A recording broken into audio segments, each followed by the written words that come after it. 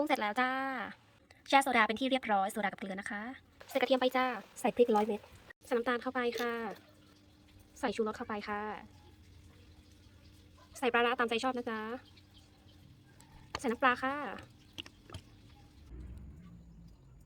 บีบมะนาวลงไปค่ะแล้วแต่ความชอบเลยนะคะเรียบร้อยค่ะสวัสดีค่ะมื้อนี้นะคะเราจะมากินอาหารทะเลค่ะแบบดิบๆเลยนะคะใครชอบกินอาหารทะเลบ้างเรามาลงมือกินกันเลยจากที่เมื่อกี้เราตำน้ำพริกไปแล้วใช่ไหมคะแล้วตอนนี้เราจะมาโรยน้ำพริก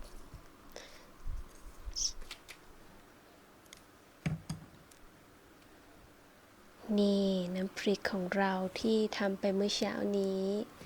2 ถ้วยเลยนะคะทุกคนนี่เลยค่ะ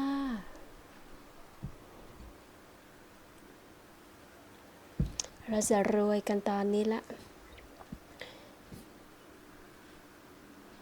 โรยแล้วนะ1 2 3อย่างนี้เลยค่ะทุกคนเราจะกินกันแบบนี้เลยค่ะ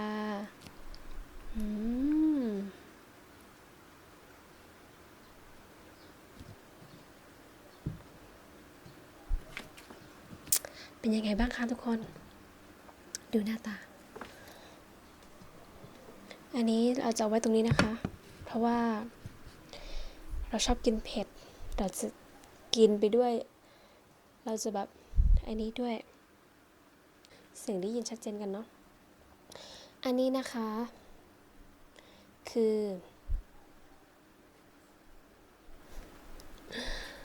อะไรนะลูกชิ้นปลา ลูกชิ้นปลาค่ะทุกคน3 รสแบบพริก100 เม็ดอ่ะคือแบบว่าเผ็ดที่สุดของที่สุด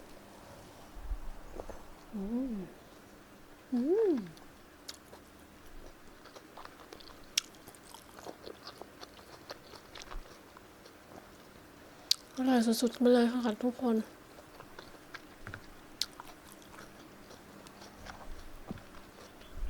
อันนี้คือหอยค่ะ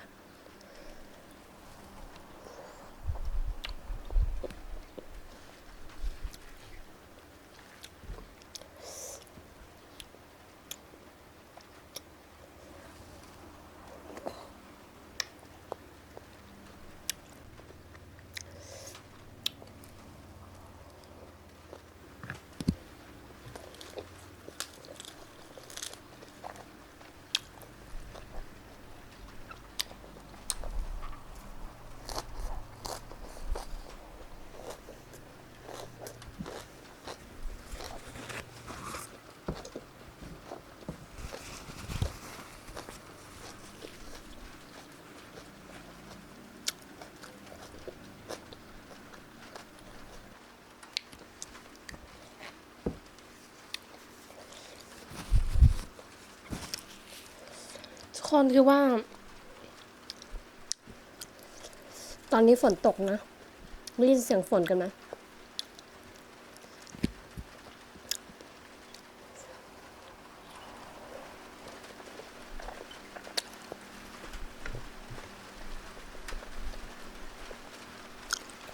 ขึ้นใช่ตกหนักขึ้นเรื่อยๆละ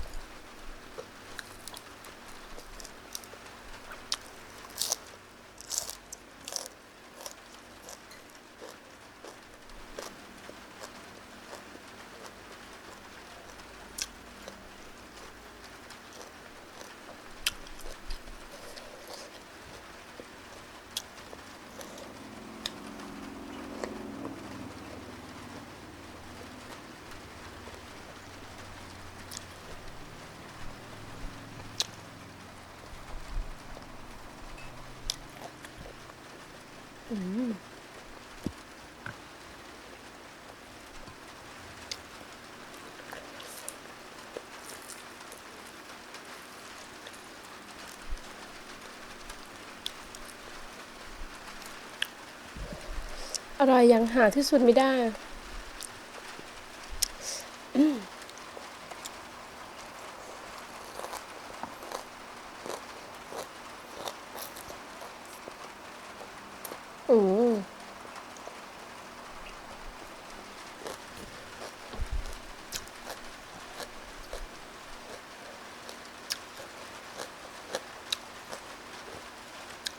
สียงฝนคือ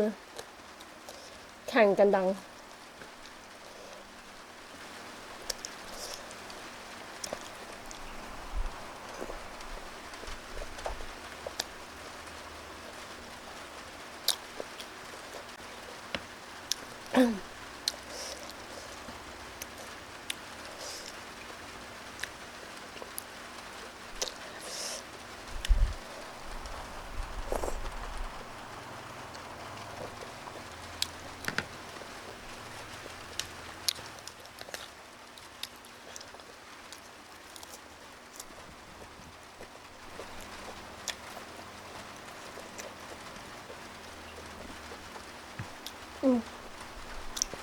ขึ้นหน่อย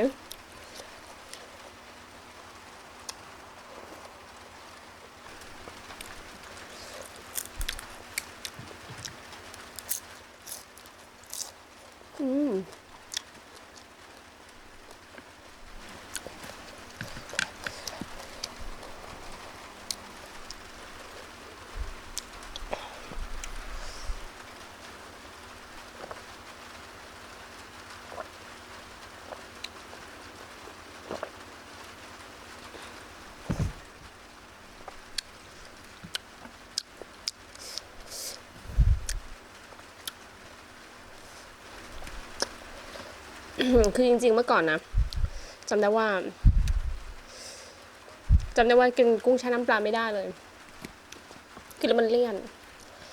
หลังๆมาคือกินข้าวกินได้ละไม่เลี่ยนละเดี๋ยวนี้อยากกินแต่ไม่มีตังค์ซื้อค่ะเมื่อก่อนมีตังค์กินไม่เป็น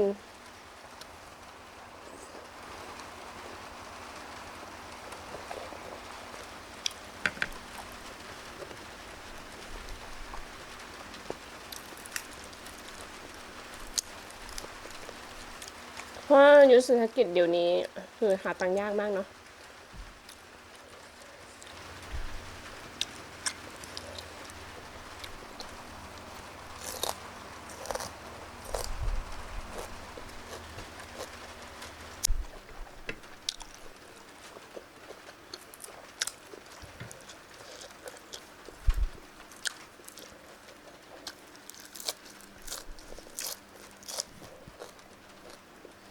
ทุกคนคะงั้นวันนี้แค่นี้ก่อนนะคะ